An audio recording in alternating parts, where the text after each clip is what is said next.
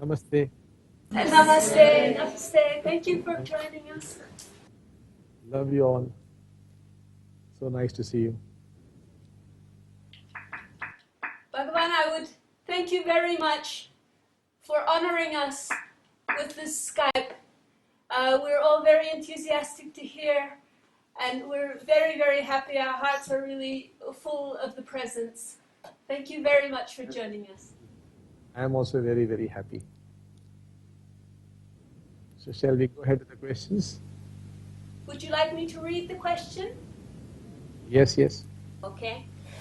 The oneness movement contends that enlightenment is a neurobiological event and that the blessing helps us to achieve that state by de-stressing the parietal lobes in the brain and stimulating the frontal lobes.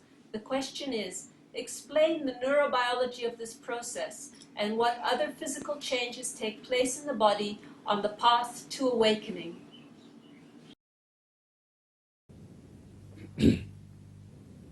What happens is what we call the chakras, they start rotating faster. To become awakened, the chakras must rotate at a speed of 33,000 times per second. Now, they are basically ductless glands, but if seen mystically, they appear as wheels. Now, the Kundalini flows into these chakras and then they start rotating. But what happens is 7 areas of the brain actually get activated or deactivated. The brain could be divided into 7 areas, which could either be activated or deactivated. I would not go into that in great depth because you must have a very good idea of the brain itself. But the symptoms are many. And it is not that one person must have all the symptoms. He might have 1 symptom or 2 symptoms, or he may not have any also. But there are a variety of symptoms. For example, the eyes could slightly move apart. If you were to take a picture before your awakening afterwards, there could be a slight movement of the eyes, a little spread apart. The way you listen to sounds is very different. And the way you taste is very different, and the way you smell is very different. For example, if there is a combination of 5, 6 tastes, you will pick out a single taste at a time. And you may not taste the other component.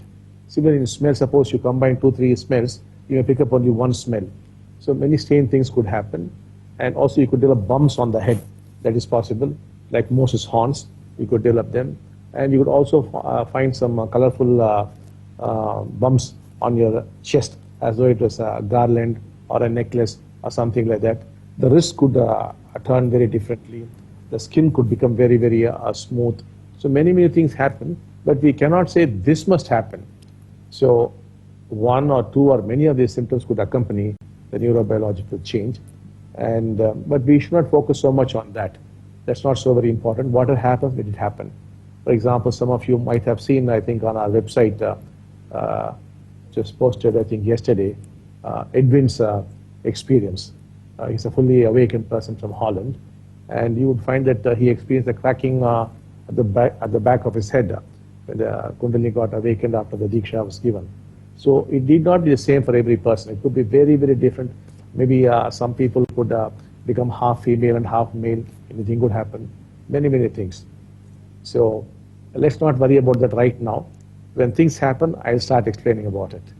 So we'll move on to the second question.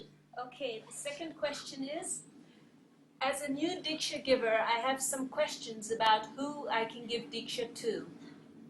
A.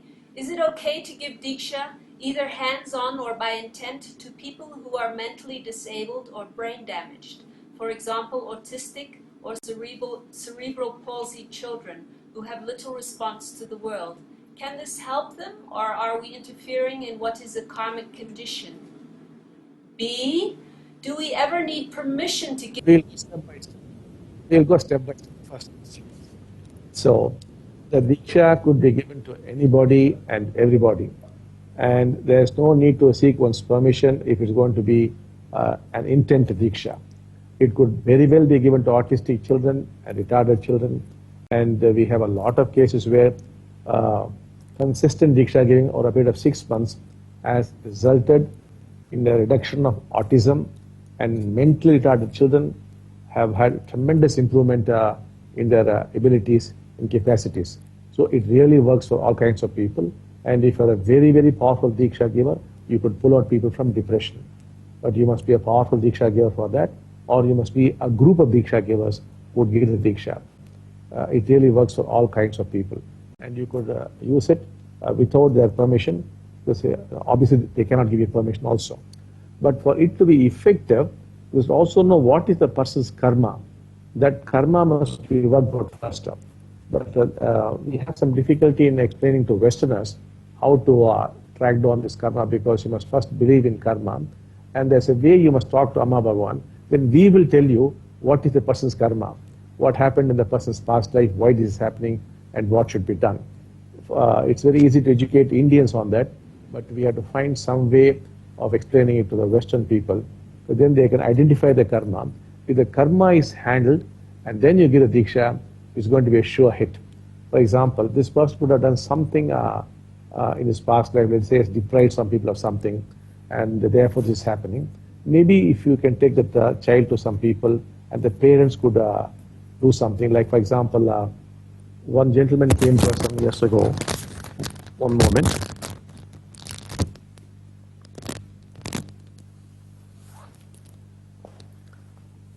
And a gentleman came to us many years ago, and he said, it looks like my son is going to lose eyesight in about a week's time. The doctor is saying it's completely incurable. And then we found that in his past life, this man had deprived many people of their eyesight. So we told him, he happened to be a very wealthy man. If you would go to all the hospitals in your area where people with eye problems are there, and pay off all their bills, and then take a blessing, you're likely to be cured. And this man went around every hospital in the city, eye hospitals, and paid off the bills of all the patients there. And then he took a Diksha, and his son, it's quite a few years now, and the sight is intact. So you must identify the karma and then give, then you'll get very, very good results. So we move on to the second question. So let's go to C. I offered to give my sister Diksha. She said, I have looked into Diksha on the internet, and on the surface it seems a wonderful gift, but there are reports of negative emotions and depression as a result of receiving this, and therefore I would rather not. Could you comment on this, please? Yes, this is something like a homeopathic medicine. Sometimes certain conditions are triggered before the healing occurs. So in a few instances, the negative emotions and feelings could probably emerge. But then if you're patient for some time, you'll be completely cured. There could be a slight deepening of the crisis before everything is cleared up. But one should not fear that. One should go ahead with it. The next question, please.